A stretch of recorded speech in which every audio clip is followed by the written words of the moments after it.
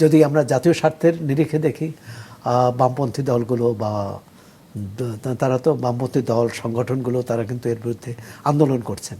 আমরা আওয়ামী লীগের সময় যখন রামপাল বিদ্যুৎ কেন্দ্র হলো তখন এর বিরুদ্ধে আন্দোলন হচ্ছিল। ওই সরকার কিন্তু বলছিল এরা দেশের স্বার্থ চায় না, এরা দেশের উন্নয়ন চায় না। এই সরকারের মধ্যেও কেউ কেউ কিন্তু বলার চেষ্টা করছে। অর্থাৎ জনগণের সঙ্গে সরকারের যে দূরত্ব, এটি কমাতে না পারলে, অর্থাৎ আস্থায় আনতে পারবে, আবার যে চুক্তি হবে বা চুক্তি হলো যে সেটা ডিসক্লোজ করা যাবে না, সেটা প্রকাশ করা যাবে না, এটা হচ্ছে অস্বচ্ছতা। আমি মনে করি যে এটা খুবই অন্যায়। যে চুক্তি হোক জনগণকে জানাতে হবে, আর সেটি যুক্তরাষ্ট্রের সঙ্গে শুল্ক রেয়াদের চুক্তি হোক আর বন্দর ব্যবস্থাপনার চুক্তি হোক, মানে যে কোনো একটি গণতান্ত্রিক একটি জবাবদিহিমূলক সরকারের দায়িত্ব হচ্ছে জনগণের স্পষ্ট হওয়া, স্বচ্ছতা দাবি। না হলে শুধু অতীতের গালমন্দ করে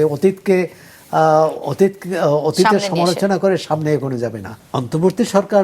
অন্তর্বর্তী সময়ের জন্য আসলেও দীর্ঘমেয়াদী কোনো সিদ্ধান্ত নিতে পারবে না তা নয়, সেই সিদ্ধান্তটি জনগণের পক্ষে কতটা যায়, দেশের জাতীয় স্বার্থের পক্ষে কতটা যায়, এটা দেখার বিষয়।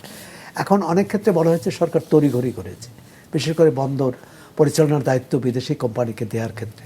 আওয়ামী লীগ আমলেও কিন্তু চট্টগ্রাম বন্দর পরিচালনার দায়িত্ব বিদেশি কোম্পানিকে দেওয়ার চেষ্টা হয়েছিল, কিন্তু সেটা শেষ পর্যন্ত পারেনি তারা। এবং ওই অর্থে যদি বলেন এই সিদ্ধান্তটি আওয়ামী লীগ সরকারের আমলে বাস্তবায়ন করলেন এরা। এখন সব ক্ষেত্রে বলা হয় যে আওয়ামী লীগ সব কিছু খারাপ করেছে, তো এখানে তো তাদের স্বীকার করতে হবে যে আওয়ামী লীগ সব কিছু খারাপ করেনি।